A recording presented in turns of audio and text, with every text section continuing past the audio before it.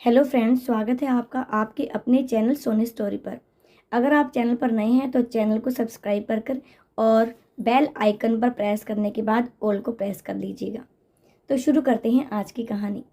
रेखा के दादाजी रेखा को बहुत प्यार करते थे, लेकिन आजकल उन्हें रेखा की एक चिंता और खाई जा रही थी, और वो थी रेखा की शादी की चिंता।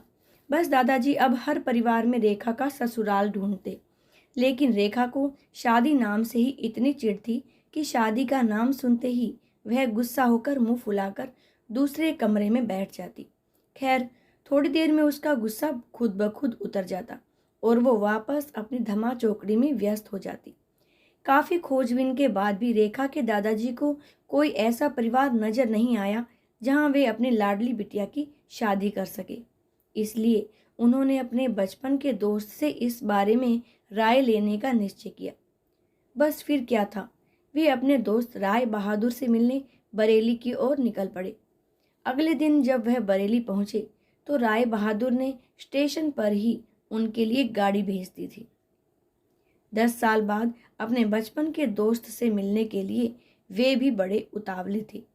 गाड़ी धीरे धीरे राय बहादुर के घर की ओर बढ़ी। बड़ा सा बंगलो, बंगलो के आगे बगीचा, गाड़ियां और नौकर चाकर देख दादाजी का मन खुशी से भर गया। 10 सालों में राय बहादुर ने कितनी तरक्की कर ली है। नहीं तो 10 साल पहले राय बहादुर के पास था ही क्या।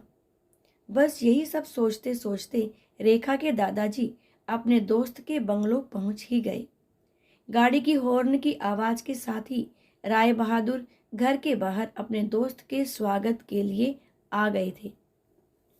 अपने दोस्त को गले लगाकर वे दादाजी को अंदर ले गए। घर अंदर से भी काफी शानदार था। अपने दोस्त की संपन्नता को देख रेखा के दादाजी भी फूले नहीं समाये।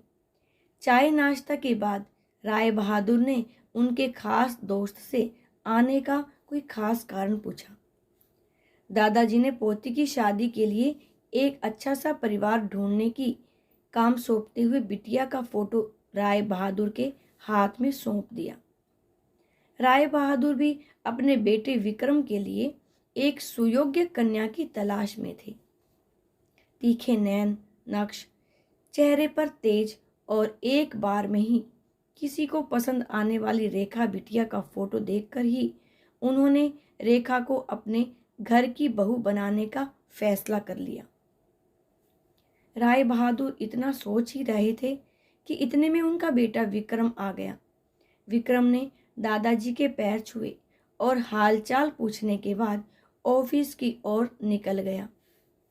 विक्रम के जाने के बाद राय बहादुर ने अपने दोस्त से विक्रम और रेखा के संबंध के लिए पेशकश की।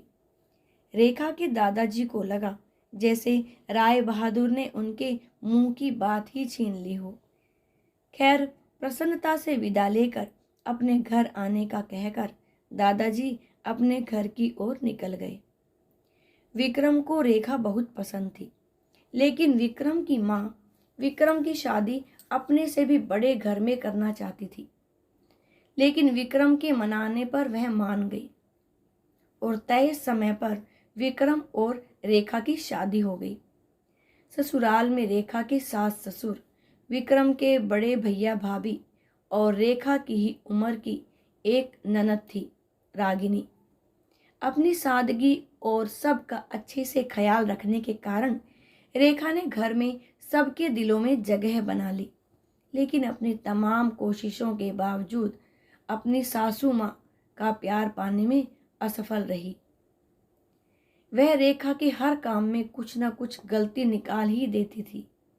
अपनी शादी की रात को ही विक्रम ने रेखा से साफ साफ कह दिया था कि मैं घर के किसी भी मामले में बिल्कुल नहीं बोलूँगा। ना तो मैं किसी बात पर माँ से बहस करूँगा और ना ही तुम्हारा साथ दूंगा। तुम्हें अपनी समझदारी से ही काम लेना होगा। लेकिन रेखा की लाख कोशिशों के बावजूद भी सासू माँ के व्यवहार में कोई परिवर्तन नहीं आ रहा था। रेखा की ननद जरूर उसकी माँ से रेखा भाभी के प्रति इस तरह के व्यवहार पर उलझ जाती, लेकिन इससे भी केवल बात बढ़ने के अलावा कुछ नहीं होता। इसी तरह करीब 1 साल निकल गया। रेखा और विक्रम को जुड़वां बेटियां हुई। यह समय रेखा के लिए अग्नि परीक्षा का समय था। रेखा का ये दर्द रेखा के लिए आंसू बन गया था। ससुराल में रेखा को संभालने वाला कोई भी नहीं था और विक्रम और उनके पापा ने रेखा को अपने मायके भेजने के लिए पहले ही मना कर दिया था।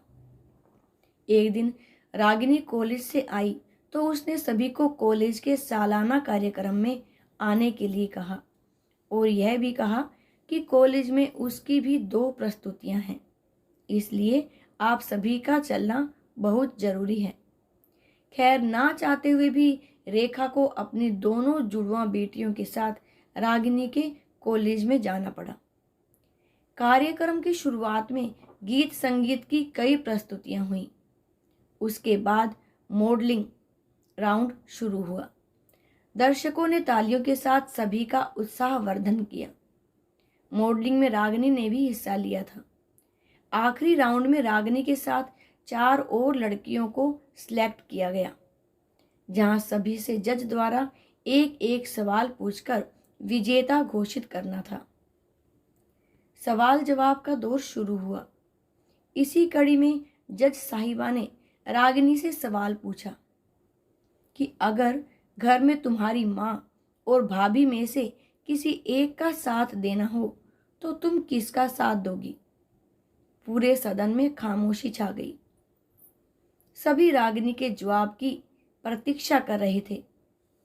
तभी रागिनी ने थोड़ा आगे बढ़कर कहा, अगर भाभी सही हो तो अपनी भाभी का। जज साहिबा ने आगे पूछा, क्यों?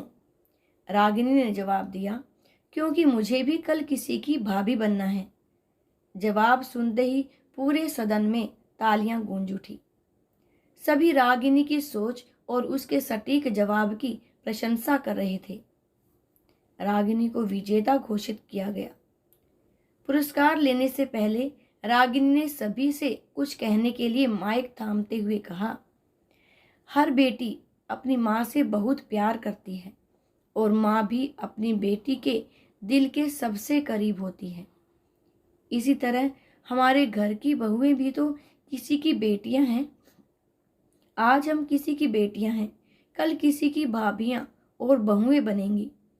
अगर कल हमें कुछ दुख हुआ तो हमारी माँ को भी दुख होगा और इसी तरह हमारे घर की बहू को दुख हुआ तो उनकी माँ को भी दुख होगा।